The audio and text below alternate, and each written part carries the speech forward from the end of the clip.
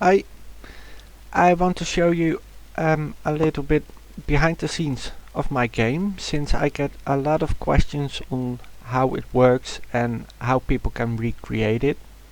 The thing is, it is too much and too complicated to just explain this over the chat in a few minutes.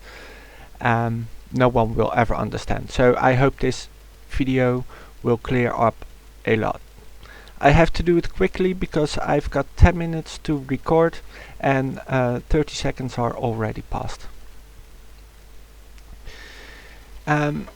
Those events you see here, the ones that go all the way around the board, are all empty. They do nothing, they are just there. Those 4 events here, those are the pawns, the players. This is when the player is waiting for their turn. This is when it is their turn, depending by idea, so I need one lower and one higher, and this is just to get them on the board before the game even starts. I did this for every other pawn, and there are 4 of them because I play with 4 players. Those 2 are the most important events on the map. This one will take care of all the game flow. It goes from the opening scene, where everything is set up, where you choose how many players, you might read how to play stuff, and then it goes to 3-5 to 3-5 the whole time. 4 is just to pause when the actual scenes happen. Here is when it's decided who is going to play next. This depends on who played before, but also on is there a pair rolled, because if you roll pair you can play again, or maybe you are trapped. If you are trapped, then you cannot play again until you're released, and you can be released by rolling a pair on your turn, or someone lands on the key. The roll dice itself, when you roll, you have a chance to roll a pair. I just use events random 1 to 6 for each dice, and then I even use those to show the events, to show the icons, because I changed the first 6 icons to dice, so if that this will show up as dice 1, this will show up as dice 4, and this will show up as dice with the value of this one, the first dice, and this one will show up with the icon with the value of this one. So this will show up as icon 4, icon they will both show up as icon 1 to 6, depending on variable 4 or 5.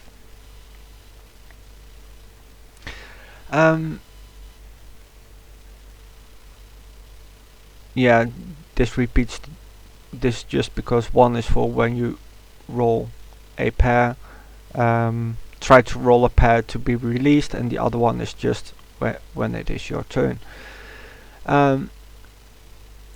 Then after you roll, you get to move. I do this by moving the main character player.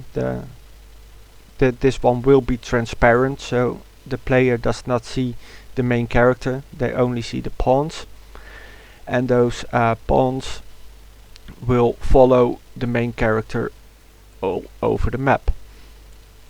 So when it's turn for player 1, then Remco will follow the playing character, and if it is turn 3, then it will be David following. I'm still under 5 minutes, good, because I've got a lot more to cover. At the end, after you move around, your region will be decided, will be recorded, And that is important in the next step, because as long as that region is above 1, this will not repeat. Instead, those will be triggered, and those regions will match up with the icons on the board. The red arrow is always region 2, the green arrow is region 3, the first aid kit is region 13, but there is only one, so that one is unique. All corners are unique, by the way, and the sides are repetitive. Those regions are important here, because here I can decide what happens when you end up on which step. Do you end up on region 2? You go this many steps back.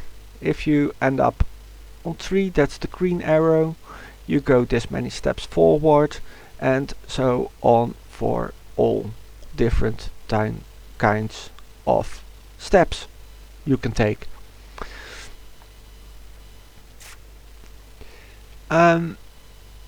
The next part would be the common events, because this is just what is all on the board. Oh, I did not cover this one yet. It's really simple. The positions go from 1 to 48, but it just adds up all the time, or down if you land on a red arrow. So if you go below 48, it has to be corrected, and if you go or below 1, if you go above 48, it has to be corrected too. And that's a parallel, so it should always be between 1 and 48. There's no possible way it somehow keeps stuck at 70 or something. The common events. I will not go through all of them, because some of them are just there for me, like this one only runs during the playtest. This is what happens when you draw a battle card or a scenario card. Right now they will all end up on the map Cup Trouble. That's just because that's the only scene I've got evented so far. But the idea is there will be a queue that looks more like 2, 3, 4, 5, 6, up to I plan to up to make 52 cards per stack, and there are 2 stacks, so 104 cards. And then here, what happens here is one of those will be taken out and stored in variable 21. And here, this is variable 21. If it is 1, then go here, and if it is 2, we go to the other map. And then here, it doesn't matter where I put it, it's invisible anyway. There the scene will play, and when the scene is over, you automatically go back to the board. I made the scenes like this, so that there will be a image playing over it. I can only show it behind it, so this will be hidden, this will be hidden, and it will look like it is projected on the board itself. So during the game you don't see this. Hey, what's happening? Oh. You don't see this, and those will be on the board. The reason that I have a little extra there is so I can make them look like they walk in the screen. They are hidden under the picture anyway, because this will show as a picture. And I'm out of time, I have to round up. I hope this cleared up a lot, and if not, keep asking. Okay, houdoe.